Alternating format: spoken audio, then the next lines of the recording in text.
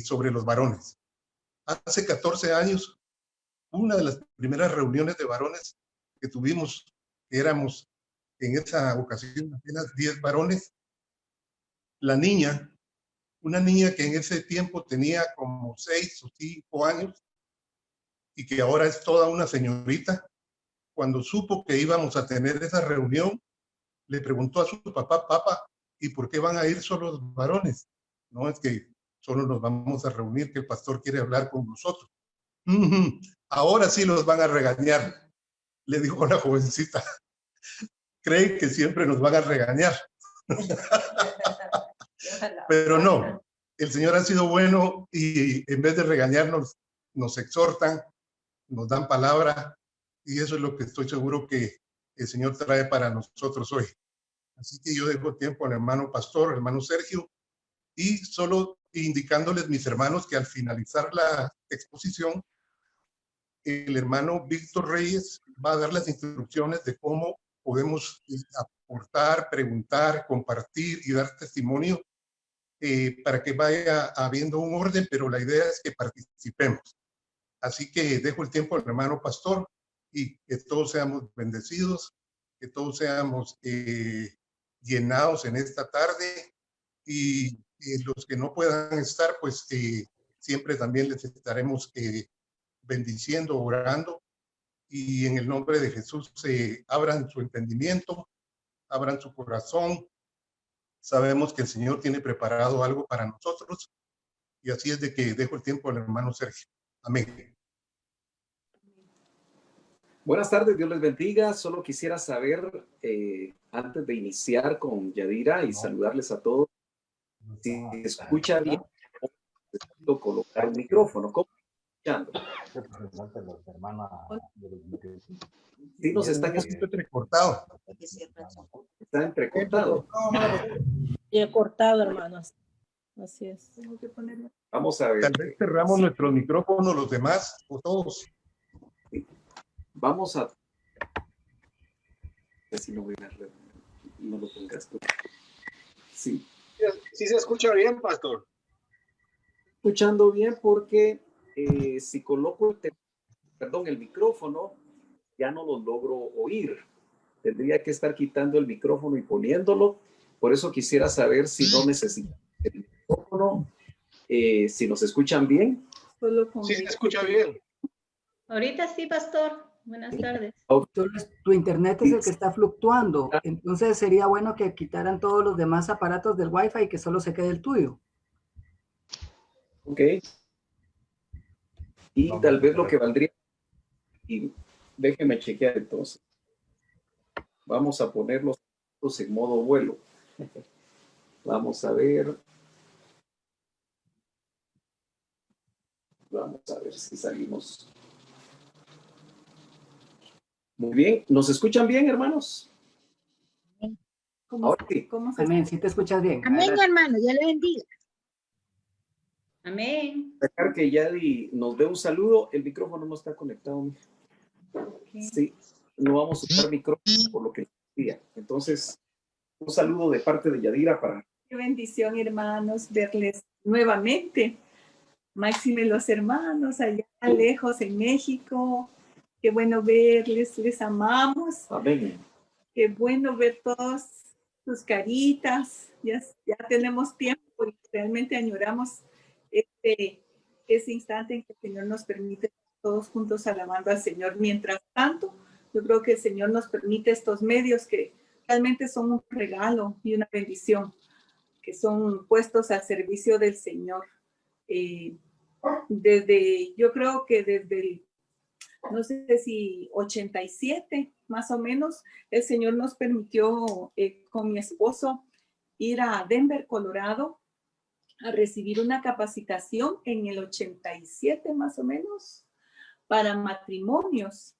Y trabajamos un buen tiempo llevando al ministerio que nos cubría. El doctor Otoniel Ríos Paredes nos mandó y empezamos lo que era el grupo de matrimonios jóvenes en la iglesia. Eran solo matrimonios de 1 a 5 años. Y cualquiera diría, pues de 1 a 5 años no hay mayor batalla ni mayor problema, ¿verdad? Pero el Señor nos permitió eso. Y sí, era poner fundamento y poner bases. Todos teníamos niños pequeñitos, todas las parejas. De repente teníamos un hijo, de ahí ya 2, de ahí 3. Cuando miramos que una pareja iba por el cuarto, dijeron muchas, tenemos que ver qué hacemos, porque si no, nos vamos a rebasar. Pero el Señor siempre ha puesto un corazón. Yo creo que cuando el Señor lo acerca a uno a las actividades de matrimonios es porque el mayor necesitado es uno.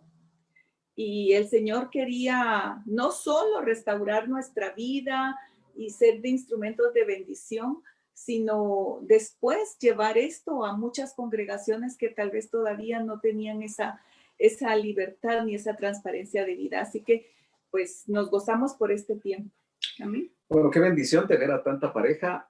Lamentablemente no los hemos podido ver a todos porque algunos no se animan a abrir su video, pero hemos visto que hay por lo menos 40 parejas que están conectadas y una bendición el poderlos saludar. Como el tiempo corre mucho y tenemos un tiempo establecido, quiero comentarles que el tema que nos pidieron que compartiéramos con ustedes en la tarde, y al final va a haber una dinámica de preguntas. Esperamos que ustedes tengan la libertad de compartir. Tenemos un perrito aquí en la casa que está bien inquieto, así que si de repente ladra, ya saben que también él quiere predicar. Pero el tema que nos pidieron que compartiéramos se llama Paraos en los caminos. Y quisiera que oráramos un momentito antes de iniciar. Padre, gracias por esta oportunidad de estar juntos con este grupo de parejas, Señor, que nos están sintonizando en este momento. Gracias por esta oportunidad. Te pedimos, Señor, que tú nos des un buen tiempo, que tu Santo Espíritu, Señor, nos pueda usar como instrumentos, a Yadira y a mi persona, Señor, para poder ser de bendición para estos matrimonios. Gracias por tu palabra. Gracias por este tiempo. Amén. No sé si tengan una Biblia a la mano, pero si no, solamente les voy a hacer algunas referencias, pero quisiera que fuéramos a Jeremías capítulo 6, Jeremías capítulo 6 y verso 16. Quisiera introducirnos con este pasaje que precisamente tiene que ver con el tema que me pidieron, o nos pidieron, mejor dicho, que pudiéramos compartir en esta tarde. Dice, paraos en los caminos y mirad y preguntad por las sendas antiguas, ¿cuál es el buen camino? Y andad por él y hallaréis descanso para vuestras almas. Mas dijeron, no andaremos. Es muy interesante porque si uno lee todo el capítulo 6 de Jeremías, en el contexto de este verso, lo que notamos es que el Señor a través de Jeremías está estableciendo un juicio que va a venir sobre su pueblo en esa época. La razón del juicio es porque la ciudad de Jerusalén literalmente se había convertido en una ciudad llena de injusticia, se había convertido en una ciudad llena de maldad, de robo, pero me llama la atención que dice también en ese capítulo número 6 que la ciudad de Jerusalén en aquel tiempo se había convertido en una ciudad con enfermedad y herida. Y es precisamente esta época de pandemia en el mundo entero donde nosotros vemos que hay mucha enfermedad. Por supuesto, no solamente del COVID, sino que hay muchas enfermedades y probablemente haya dentro de las mismas familias muchas heridas. Entonces, es llamativo que en el contexto de un juicio que venía sobre Jerusalén, el Señor levanta al profeta Jeremías y precisamente le dice, paraos en los caminos. Entonces, los 3 puntos que quisiéramos compartir con ustedes tienen que ver con aquello que ha estado sucediendo en las parejas, en los matrimonios, en las familias, durante estos ya casi 8 meses, por lo menos en Guatemala, de marzo a la fecha, donde hemos estado más tiempo juntos, algo que debería ser de mucha bendición, tendríamos que ser muy sinceros con nosotros mismos si está siendo de bendición o no, o si se están dando circunstancias tan complicadas que eventualmente las relaciones en las parejas, las relaciones en las familias, está trayendo un problema mucho más complejo del que se tenía antes eventualmente de esta pandemia. Entonces, platicando con el hermano Francisco, que ha sido el encargado de matrimonios en la iglesia, me decía que junto con la directiva de varones habían pensado en 3 aspectos que valdría la pena en este tema de parados en los caminos, que habla de un alto. Dios, creo que a través de estas circunstancias que está permitiendo, nos quiere también a nosotros hacer un alto. Y eso es lo que significa el tema, parados en los caminos. Paremos un momentito. Tratemos de ser sinceros, tratemos de examinarnos unos a otros a nivel familiar, a nivel de pareja, y tratemos de ver realmente si ha habido en estos meses batallas que como familia hemos podido solventar o no hemos podido solventar. Ese sería el primer aspecto. El segundo tiene que ver si hoy somos más unidos o tenemos menos unidad. Y obviamente esta plática tendrá su efecto en la medida que nosotros seamos sinceros, tal vez no necesariamente aquí en esta reunión, sino que después de la misma. Y el tercer punto que nos pidieron tratar es el fruto. Entonces, yo quisiera que Yadi nos introduzca, y la pregunta es, ¿han habido batallas dentro de este periodo que hemos estado enfrentando? ¿Y qué tipo de batallas eventualmente se pueden estar viviendo? Porque nosotros, como pastores de la iglesia de Betel, hemos visto familias que han perdido un ser querido, y eso es muy duro. Familias que han perdido su trabajo. Entonces, me gustaría que tú nos compartieras acerca de cómo ves tú las batallas desde tu punto de vista de mujer que eventualmente las familias están viviendo dentro de esta etapa. Bueno, primeramente yo realmente creo que el matrimonio es una prueba para una persona para madurar. Yo siempre he creído que el Señor permite que cuando tú llegas al matrimonio, tal vez dijiste, aquí todo va a ser color de rosa, pero el Señor se toma el matrimonio realmente para terminar de procesarnos, de madurarnos y de enseñarnos a actuar en fe. Ahora, es esta pandemia que nos ha encerrado, porque realmente Guatemala no ha tenido las leyes tan liberales como las han tenido otros países. Realmente Guatemala fue muy estricta y muy restringida en nuestro movimiento. A veces desde las 4 de la tarde ya no se podía salir, después lo fueron alargando un poquito, a veces era a las 3 de la tarde. Fue muy tenso realmente.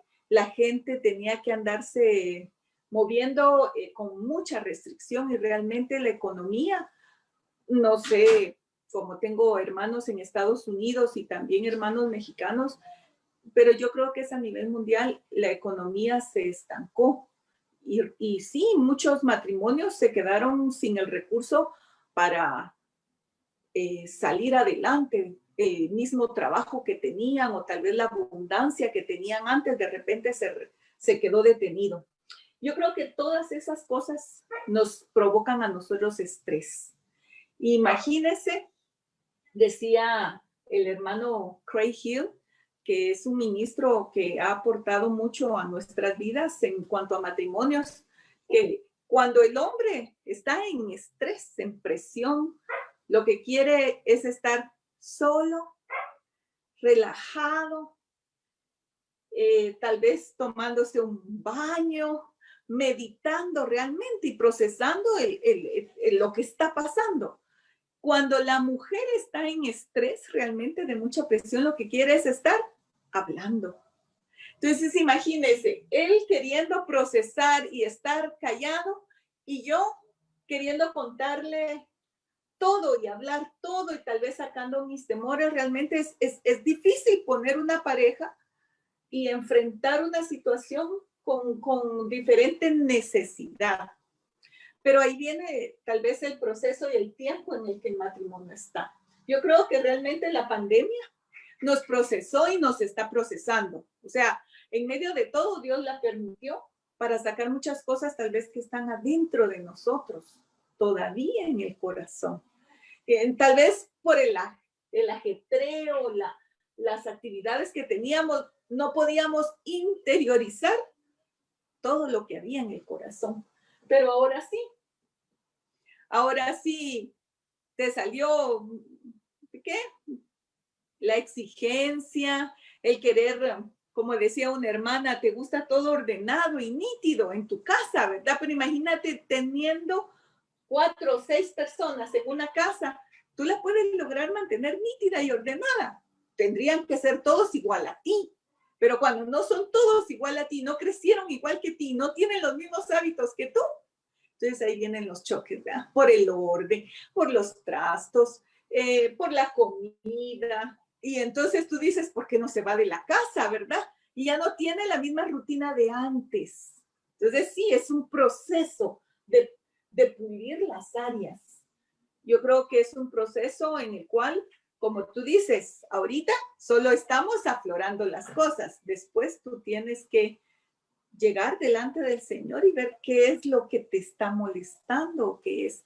Porque te sale tal vez las áreas del controlador, el que quiere que las cosas se hagan como él dice, el que sus temores lo dominan, no voy a salir de esta, no vamos a poder, o sea, el fatalista te sale, ¿verdad? Sale adentro.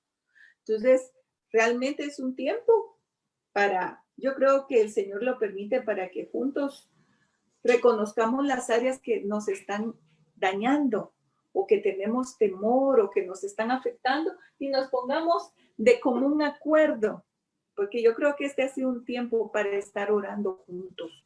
Y yo creo que tal vez unos más que otros, unas parejas más que otras están siendo probadas aún más allá de nuestros límites, como la pérdida de un miembro de la familia muy cercano o la pérdida del mismo cónyuge, como le pasó a nuestra hermana Dianita, que perdió a su esposo con esta pandemia. O sea, de grados a grados, o sea, cada vez el proceso puede ser aún más fuerte para muchos de nosotros, pero el Señor a través de su Espíritu Santo a todos nos quiere hablar, indudablemente. ¿Cómo enfrentar el duelo cuando el cónyuge, y en nuestra congregación hay varios casos donde el cónyuge en estos 8 meses partió a la presencia del Señor? Pero la pregunta está y debe estar en el ambiente. ¿Cómo enfrenta el cristiano el duelo? No es fácil realmente estar dentro de una restricción donde no se puede ni siquiera hacer un sepelio como estábamos acostumbrados a hacerlo. Son batallas difíciles. Otra de las batallas que seguramente algunos de ustedes se pueden identificar, ya sea ustedes o algunas personas que conocen, es que precisamente la economía hizo que varios se quedaran sin un trabajo, sin poder tener los recursos y entrar en un tiempo de escasez difícil que obviamente nos hace a nosotros recordar lo que dice Proverbios capítulo 30, versos 8 y 9. Es interesante que se puede resumir este pasaje de Proverbios 30, 8 al 9, donde el proverbista dice: no me des pobreza ni riquezas. Dame a comer mi porción de pan. Qué interesante.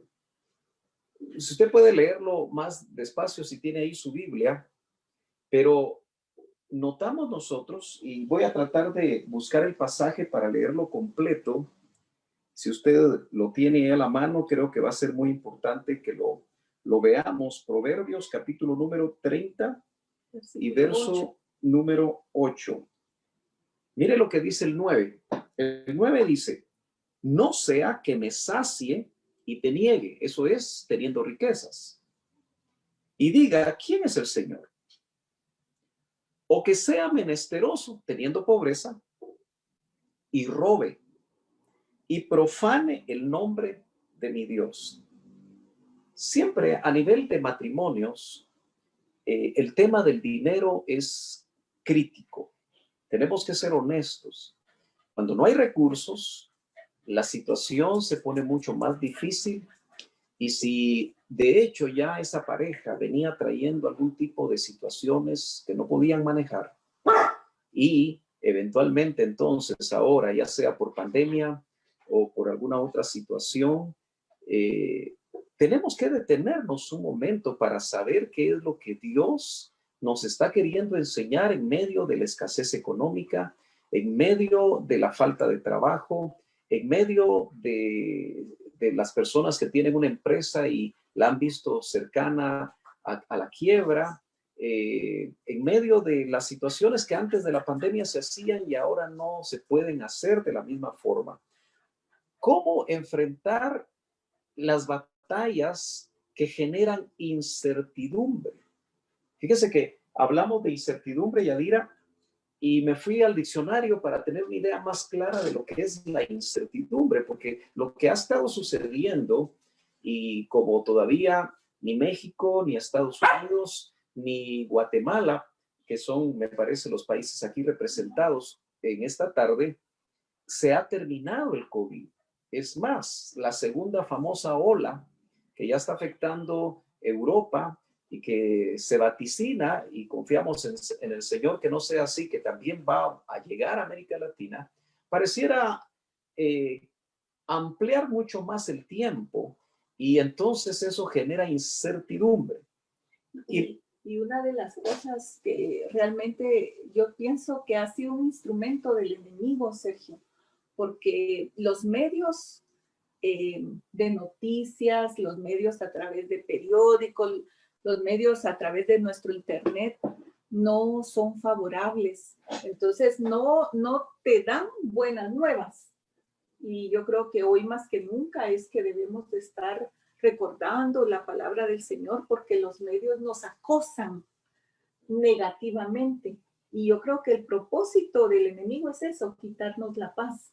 Y la incertidumbre es falta de seguridad, falta de confianza o de certeza sobre algo, especialmente cuando nos crea inquietud. De hecho, las almas generalmente en esta época están sumamente inquietas, y estoy hablando de las almas de los cristianos, porque obviamente enfrentamos las mismas situaciones que enfrenta el que no es cristiano, pero indudablemente, hablando de buenas nuevas, Yadira, el evangelio es eso, son buenas noticias del Señor para nuestra vida integral. Pero también incertidumbre es una expresión que manifiesta el grado de desconocimiento acerca de una condición futura. Es decir, ¿qué va a suceder el próximo año? ¿O qué va a suceder el próximo mes? Hay incertidumbre, ¿me iré a contagiar? Gracias a Dios, he pasado 8 meses, podremos decir la mayoría de nosotros, sin contagio.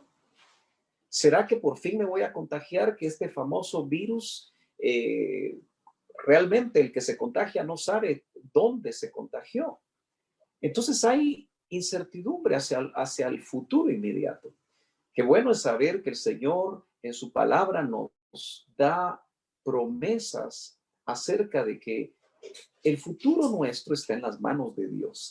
En Primera de Timoteo, capítulo 6 y verso 17 dice, en este contexto, mire lo que Pablo recibe y se lo da a su discípulo Timoteo: a los ricos de este mundo, enséñales que no sean altaneros, y aquí me interesa esto, ni pongan su esperanza en la incertidumbre de las riquezas. Nadie que tenga riquezas puede garantizar que esas riquezas le van a servir toda la vida o que van a perdurar toda la vida. Y la Biblia nos habla de la incertidumbre de las riquezas. Por lo tanto, el que tiene riquezas no debe de poner su esperanza en ellas, Obviamente aquí está hablando de personas que se habían convertido en ese tiempo en las iglesias del primer siglo, pero la instrucción a aquellos cristianos que tienen recursos es que no confíen en ellos, sino que su esperanza sea puesta, dice, en Dios, el cual nos da abundantemente todas las cosas para que las disfrutemos. La Biblia siempre ha pensado que la única manera de poderla leer, meditar y apropiar es creerla con todo el corazón. Si la palabra del Señor me dice que mi confianza, para que no haya incertidumbre, para que no haya falta de confianza, para que no haya temor al futuro, debe ser puesta en Dios, quien dice que nos da abundantemente todas las cosas para que las disfrutemos. Yo tengo que creer esa palabra o sencillamente no creerla y entonces entrar en esa incertidumbre. Pero una pregunta que debemos hacernos las parejas y las familias hoy es, ¿estamos más unidos ahora que antes de la pandemia? ¿O por el contrario hay menos unidad? ¿Qué piensas, Yadira? Es una pregunta realmente que cada uno debe de realizar y de hacerse delante del Señor, ¿verdad? Y meditar en eso, porque deberíamos de estar más unidos, puesto que hemos tenido mucho más tiempo desayunando, almorzando y cenando algunos juntos, ¿verdad? Otros, pues, realmente todo este tiempo de pandemia, pues, han tenido que salir a sus trabajos y han seguido la misma rutina. Tal vez solo el primer mes o 2 meses estuvieron completamente detenidos, pero deberíamos de estar más unidos. Ok. ¿Creen ustedes que es un reto pasar más tiempo juntos? ¿Qué piensan? Es un reto. Fíjese que yo recuerdo que cuando me tocaba viajar antes de la pandemia, en algunas ocasiones en el ministerio, recuerdo que en una ocasión me decía Yadira, es bueno que salgas por lo menos una tu semana, porque eso nos oxigena a todos, ¿te acuerdas? Sí. ¿Qué querías decir con eso? Distraerse, ¿verdad? Okay. Distraerse, cualquiera que sale se distrae. Yo sé, los que han tenido la oportunidad de salir, uno sabe que solo cambiar de ambiente lo distrae a uno. Cambiar, pero el estar encerrado, yo creo que el Señor no nos hizo para estarnos encerrados. Tenemos que ser honestos nosotros los hijos de Dios. Ustedes saben que a mí no me gusta la religiosidad. No me gustan las caretas religiosas. No me gusta que nosotros en el templo vivamos de una manera y en casa vivamos de otra.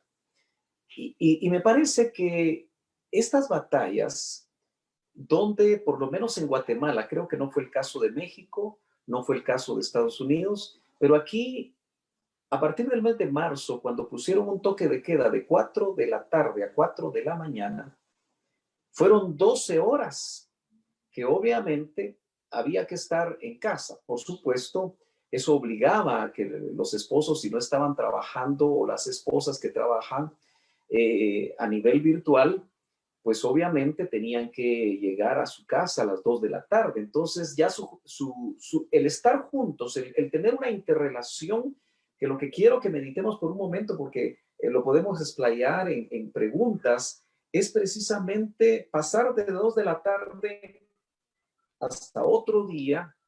Eventualmente lo que trae son roces continuos. Tenemos que ser honestos, que hay roces muchas veces cuando el tiempo es mucho, y por lo menos una de las cosas que parece ser que Guatemala no es un país de muchas estadísticas, pero entiendo que la violencia intrafamiliar se volvió un detonante peligroso en muchos países. Fíjese que investigando en Guatemala, para el mes de febrero hubieron más o menos unas 5,000 denuncias de violencia intrafamiliar en este país. Un país de 16 millones, que no es muy grande, comparado, por ejemplo, con México o con los 300 y pico de millones de Estados Unidos. Pero sorprendentemente, al entrar a la situación de pandemia, En lugar de crecer, las denuncias intrafamiliares disminuyeron. ¿Pero por qué? Porque ya la esposa no podía llamar desde casa porque ahí estaba el agresor. Fíjese qué tremendo. Eso no significó necesariamente que hubiera menos violencia intrafamiliar. ¿Y quiénes son los que sufren violencia intrafamiliar? Los niños, la esposa y los mayores, los adultos mayores. Generalmente de un varón que anda como león enjaulado porque las cosas no le salen bien, no le salen de la mejor manera. Entonces, yo recuerdo un dicho que se decía hace muchos años, que la familia que ora unida se mantiene unida. Los hermanos de aquí de Guatemala saben que desde el cierre del país, el Señor puso una inquietud en mi corazón al recordar los 3 momentos de oración que todos los días tenía Daniel. De tal manera que invitamos al pueblo para orar a las 10 de la mañana, orar a las 4 de la tarde, una media hora y orar a las 9 de la noche. Francisco, que ha llevado esta estadística, ¿cuántos? Bueno, ahorita él no tiene sonido, pero son más de 200 y pico de días. Tú los tienes ahí bien claros, ¿verdad, Francisco? No tienes micrófono. Bueno, lo cierto es que son 230 días de estar orando 3 veces al día. Eso significa 690 veces. Claro, no todos han podido seguir ese ritmo. Pero si es cierto que la familia que ora unida se mantiene unida, entonces me parece que aquellos que tomaron los... Y al principio sabemos que fueron más familias porque hubo más tiempo, trabajaban desde casa. Entonces, me parece que el Señor en medio de estas batallas nos está invitando a que nosotros realmente aprendamos a orar en familia. Yo recuerdo que la mejor amiga de mi hija segunda, toda su familia se contagió de COVID, ¿te acuerdas? Toda la familia, papá, mamá e hijos. Y nuestra hija estaba muy angustiada porque la mamá de su mejor amiga estuvo grave. Estuvo en el intensivo por un mes. Nosotros estuvimos orando fuertemente en la iglesia por ella. Y recuerdo que orábamos en familia por esa necesidad muy específica, porque nuestra hija nos pedía que oráramos. No era suficiente que ella orara, sino que ella quería que oráramos en familia. Ahora, ¿usted ha notado que generalmente nos disponemos a orar cuando el callo nos duele? ¿Se ha dado cuenta que buscamos orar juntos y pedimos oración para cuando hay una situación muy difícil? ¿No será que Dios está permitiendo este tipo de batallas y este tipo de situaciones en el contexto de su iglesia, en el contexto de sus hijos, para que realmente descubramos que como familia no solamente debemos orar 1 minuto antes de la comida, si es que todavía lo hacemos, sino que necesitamos aprender a orar unidos? Todos sabemos que hay una sinergia que nos habla Mateo capítulo 18, que donde 2 o 3, y eso se da en el contexto familiar, nos ponemos de acuerdo, dice, yo lo haré. Ahí hay un poder tremendo que nosotros los cristianos hemos descuidado. Y que, como les digo, solo lo hacemos cuando hay situaciones complicadas. Pero si la pareja se pone de acuerdo en orar por las situaciones que se están dando de problemas económicos, de problemas de trabajo, de problemas de salud, me parece que entonces sí va a haber unidad. Por el contrario, si no lo hacemos, seguramente va a haber problema. Ahora, en medio de estas situaciones, una de las cosas que se pueden venir es la contienda. Yo no sé hasta dónde cada familia que está aquí, cada pareja, y como le digo, lo puede hacer usted en privado al terminar si usted quiere, para no necesariamente plantearlo aquí si no hay esa libertad, pero ¿qué tantos días, horas o minutos de contienda han habido en estos últimos 8 meses? ¿Ha habido más contienda? ¿Ha habido más peleas? ¿Ha habido más intercambio de insultos? ¿Han salido palabras hirientes de la boca de los cónyuges que les ha hecho daño, que han herido su alma? Y es que, mire, hermana amada, su esposo no es su enemigo. varón amado, tu esposa no es tu enemiga. Tu enemigo y tu enemiga es Satanás, que el Señor lo reprenda. Efesios capítulo 6 dice que nuestra lucha no es contra carne y sangre. Y aquí este bracito es tiene carne y sangre, este bracito. Yadira no es mi enemiga, pero Satanás siempre va a tratar de que en determinado momento yo crea que si ella se comporta de una manera inadecuada, que me puede a mí incomodar o yo incomodarla a ella, que la batalla, la contienda es aquí. Pero la Biblia dice que nuestra lucha, nuestra batalla, no es aquí, no es contra carne y sangre, sino que es contra potestades, contra principados. Entonces, nuestro enemigo realmente es espiritual. Por lo tanto, si nosotros batallamos espiritualmente, verdaderamente vamos a encontrar unidad. Yo creo que tal vez el mayor tesoro que un matrimonio puede tener es ese regalo que el Señor le dio de estar juntos, de interceder juntos. Y a veces el enemigo permite, muchas veces si son cargas económicas o si es algún problema, ofuscar tanto a la pareja que dejan de hacer lo que tendrían realmente que hacer, que es orar de común acuerdo. Porque si no se ponen de acuerdo y cada quien dice, mejor yo voy a orar por mi lado y tú por tu lado, y mejor cada quien que se vaya a su cuarto y que mejor cada quien ore, no está la victoria ahí. Ahí no hay victoria. Porque fíjese que cuando usted dice, va, vénganse a la sala y vamos a orar todos juntos, ¿qué es lo primero que hace el Espíritu Santo? Aflorar las cosas en el corazón, ¿verdad? Si alguien ofendió, si alguien dijo algo de más, si no estuvo bien, o sea, el Señor limpia primero el corazón para que haya verdadera unidad en casa.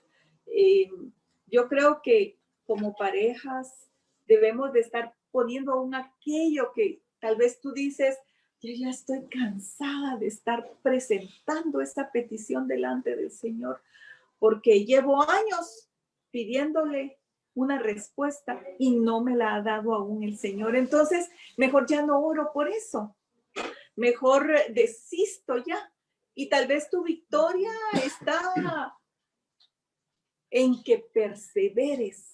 Y me gusta, a mí me encanta aquel versículo que dice, porque el reino de Dios es para los valientes, para los que lo arrebatan, porque nosotros en Cristo somos más que vencedores, no por las circunstancias, no por el recurso que está en la billetera, no por los contactos que podamos tener, sino porque nuestro Padre Celestial dice que Él nos escucha en el cielo y que Él intercede por nosotros. Esa es nuestra mayor riqueza que nosotros tenemos. Cualquier matrimonio que está aquí, si sabe que el Padre ha dado en sacrificio a su hijo, que dio lo más grande, entonces sabe que tiene ese recurso delante del Padre. Entonces usted puede orar confiadamente y esperar una respuesta poderosa de parte del Señor, ya sea el recurso económico, ya sea ese trabajo que no llegó, una puerta que todavía no se abre, algo que usted está esperando en su corazón, como dice en Hebreos, cuando dice, ¿verdad? Por fe, por la fe esperaron, por la fe alcanzaron, por la fe recibieron. Entonces, es de valientes realmente. Nuestra carrera es de valientes. Como matrimonios debemos de arrebatar. ¿Y en qué debemos de estar basados? ¿Cuál es nuestra confianza? La palabra del Señor.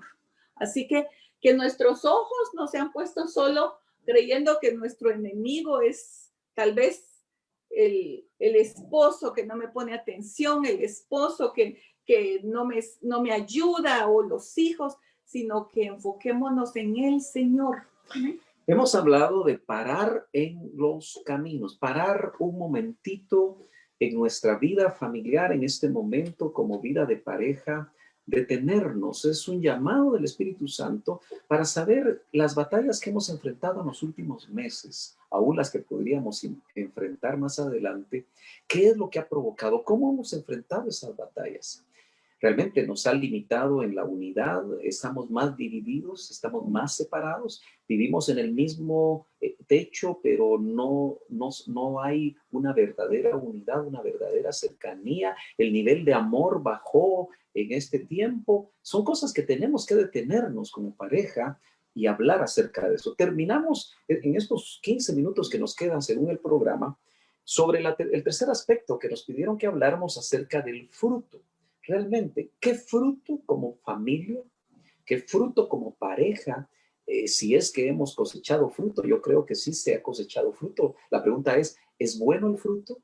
¿Es agrio el fruto? ¿Está mal el fruto? ¿Está engusanado el fruto? Pero eso me hace pensar que para que haya fruto, Yadira y hermanos, primero hay que sembrar. Y eso me lleva a Gálatas capítulo 6, versos 7 y 8. Gálatas capítulo 6, versos 7 y 8, donde vemos lo que podríamos definir como una ley espiritual. Dice, no os dejéis engañar. De Dios nadie se burla. Pues todo lo que el hombre sembrare o siembre, eso también segará o cosechará. Porque el que siembra para su propia carne, de la carne segará corrupción.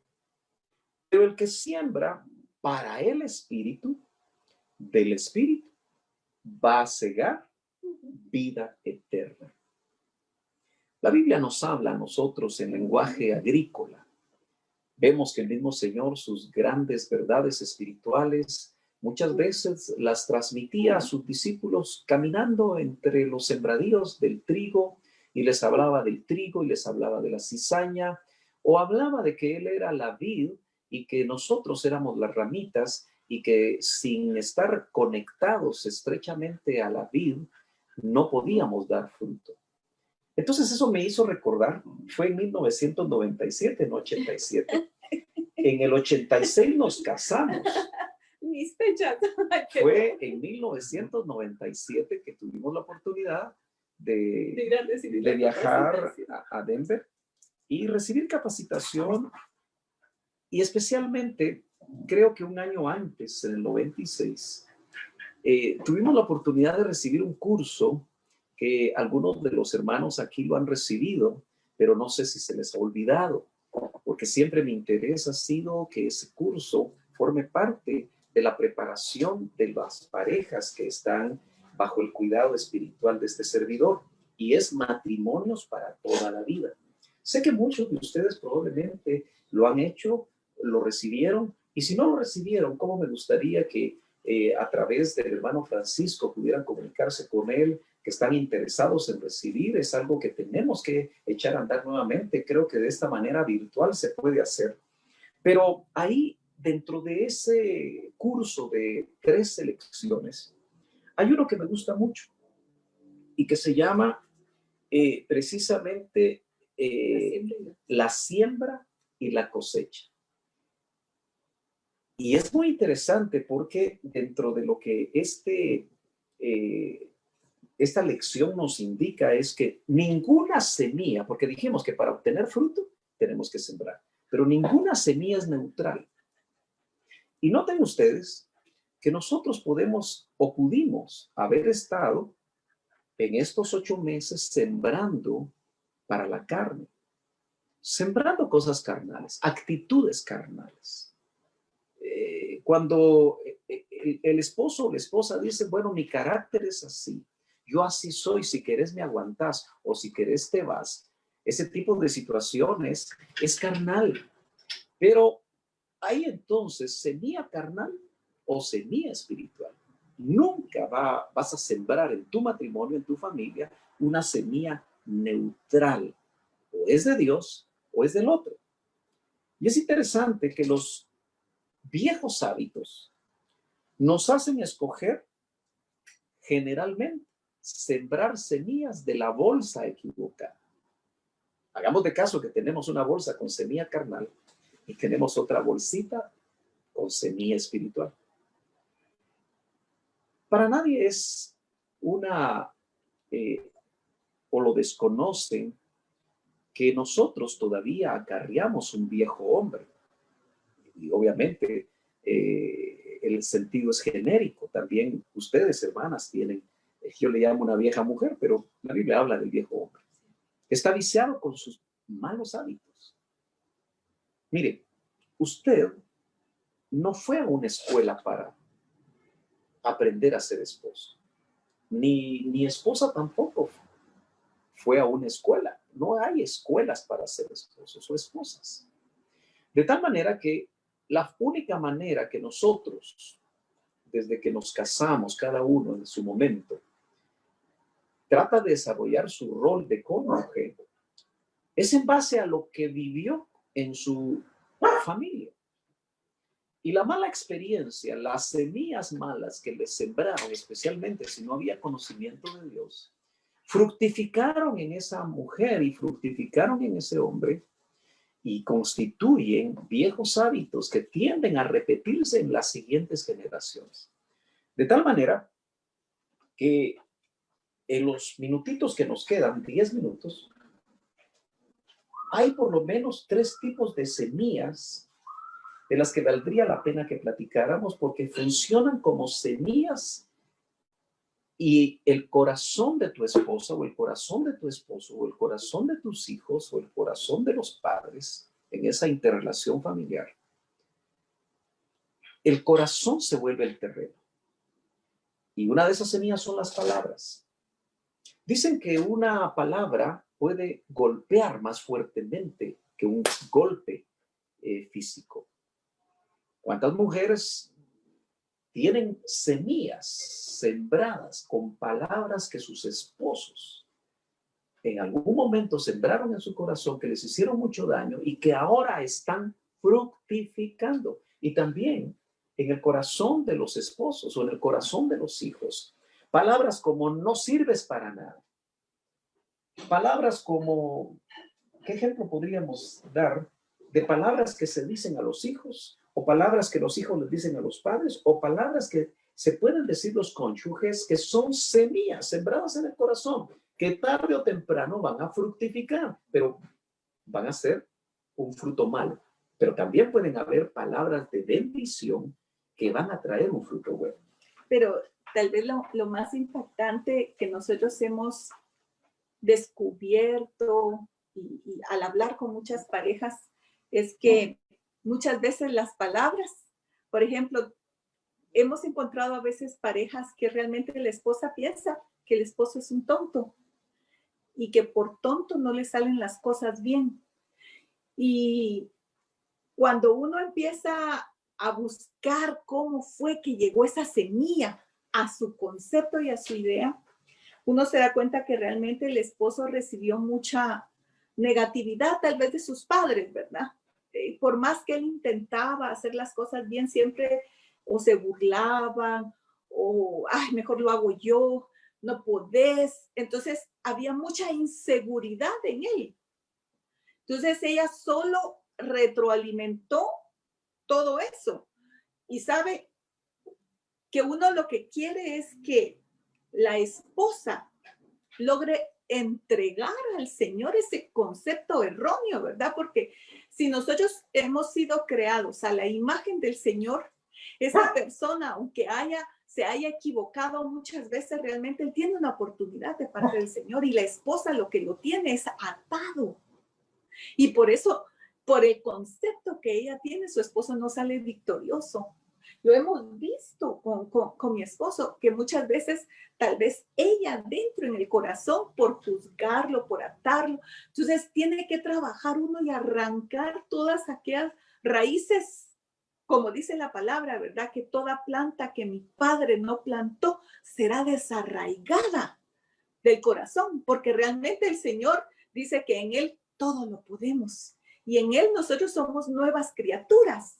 Así dice su palabra. Si usted lo cree, usted en las manos del Señor puede hacer aquello imposible, lo puede hacer, porque el Señor le da la seguridad y lo hace más que vencedor. Pero entonces hemos descubierto muchas veces que por eso muchos matrimonios están atados y no logran encontrar aquella bendición. o el concepto dentro del corazón. Por eso, tal vez la clave de toda la actividad es que usted tiene que meditar junto con su esposo cómo le ha ido estos 8 meses. Porque si hay algo dentro interno en el corazón y usted no lo saca, y si usted no limpia su corazón delante del Señor y le dice, Señor, yo te entrego, realmente esto es lo que me ha costado, esto es lo que me ha herido, me he sentido tal vez muy cansada, muy ofuscada. Descansar en el Señor y limpiar aquellas cosas internas, el Señor le va a dar la victoria si usted es transparente, porque tenemos un ejemplo en David. Si usted mira la vida de David, dice que es un hombre conforme al corazón de Dios. Y uno dice, fue asesino y adúltero. Entonces dice uno, ¿cómo va a ser un hombre conforme al corazón?